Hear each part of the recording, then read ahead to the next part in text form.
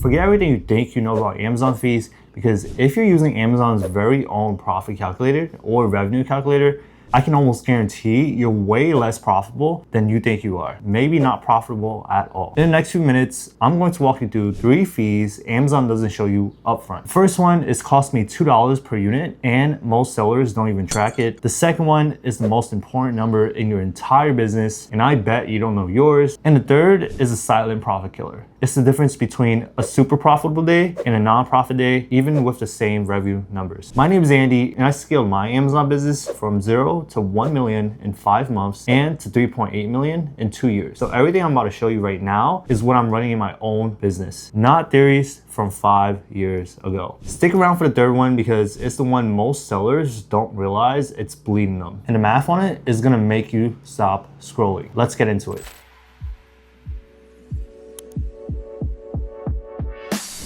Fee number 1. The first fee is inbound shipping. And here's the thing, Amazon doesn't show you this precisely, and you pretty much don't know how much inbound you're paying per unit until you basically ship in units. It's not on the revenue calculator, not on your profit dashboard as in Sellerboard. I mean, Sellerboard does give you a total, but not a per unit, and definitely not if you don't sell on Amazon yet.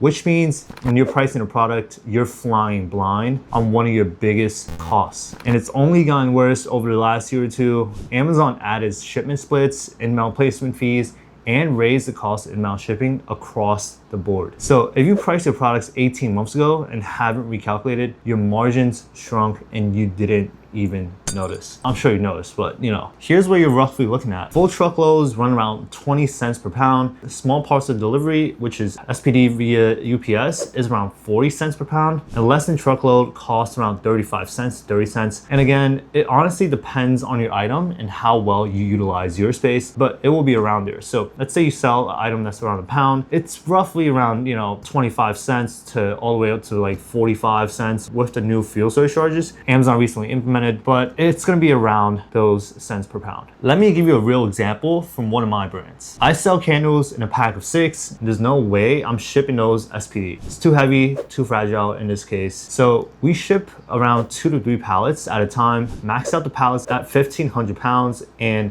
72 inches in height. And our cost comes down to around 25 cents per pound. Each unit weighs around 8 pounds. So just to get the product into Amazon's warehouse before a single sale, before a single ad dollar, it's costing me $2 per unit. But let's say this is kind of pretty much like the best case, 25 cents per pound. It's because I'm utilizing every single inch of the pallet, which the maximum is 1,500 pounds and 72 height, right? So if you fill it up halfway, it's still gonna be the same shipping cost or very similar shipping costs, but your price per pound is gonna be a lot more, which is why this is something you should definitely calculate and optimize your shipping. So if my profit on that unit is $10, that's 20% of my profit gone before I even done anything. So when you're pricing a product or doing your unit economics, you have to add this in manually. Amazon's not going to do it for you. What's the solution for this? When creating a shipment, compare SPD, LTL, with splits and without splits. Just try everything to lower your shipping costs, because in the long run, it will save you a lot of money. Sometimes if your item is very light and small, it makes a lot more sense to send SPD, small parcel, with Amazon partner carrier, which is UPS, than LTL. Plus, SPD also gets received faster. Now, inbound shipping is the fee that Amazon doesn't show you, but what's the next one? It's not even technically a fee, but it's a number that every seller should be tracking, and I bet money that most of you don't know yours. This isn't a fee Amazon charges you, but a metric to track Amazon ad spend compared to like the ROAS you use to track Meta or Google Ads. It's very similar, but a little different. Amazon ads are measured using ACoS and tacos. It is crazy how Amazon does not include this into the calculator. Page 10. Unless you're hoping someone scrolls of search results and miraculously finding a brand new listing, you have to factor this in. You only find out about this number at the end of the months, wondering how you weren't profitable. Here's how to use tacos to run your business. It's a metric for Amazon ads. So say your margin after Amazon fees is 40%, so your gross margin, right? That's what Sellable gives you. Your target net margin is 15%. That's how much you want to make. That means your tacos, or total advertising cost of sale, can't go over 25%.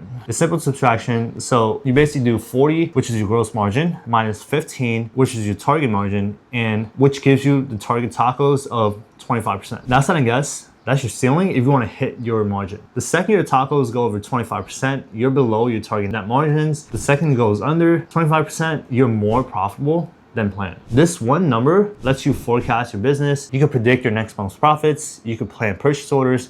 You can decide whether to push harder on ads or pull back. Without it, you're guessing. This is by far the most important fee that Amazon doesn't tell you about because it's the one you can't control. Figure out your target margin today, and if you are constantly over, drop your bids immediately. By the way, if you want to learn more about ACoS versus tacos and a beginner's overview of PPC and its metrics, check out the video right up here. Inbound shipping eats your margins before the sale, ads eat your margins during the sale, but the third one, eats your margins after the sale is already in your pocket. Well, not really, because Amazon still holds the money. And this is the one that quietly kills some businesses. The third fee is returns. Amazon hands out returns like candy. I'm sure when you guys order something on Amazon or currently sells a product, returns has never been so easy. Customer that doesn't like the color, return. Bought the wrong size, return. Just changed their mind 3 weeks later, sure, Amazon will give that return. And every time you pay for it. Let me explain what one return actually costs you. You pay to ship to the customer, you pay the return shipping back. If the item comes back used or damaged, you eat that too. You either pay to ship it back or pay Amazon to dispose of it. So when someone returns your product, you didn't just lose a sale, you paid the shipping to them and back. Here's a real life example of what this looks like for our brand. This is a real day for my candle brand. Same revenue on both days, same product. The only difference is the returns. Look at the profit difference. The same top line, but completely different bottom line. For us, every return doesn't just ruin the profit for that one sale, because since our item is heavy and bulky, well, not really bulky, but you know,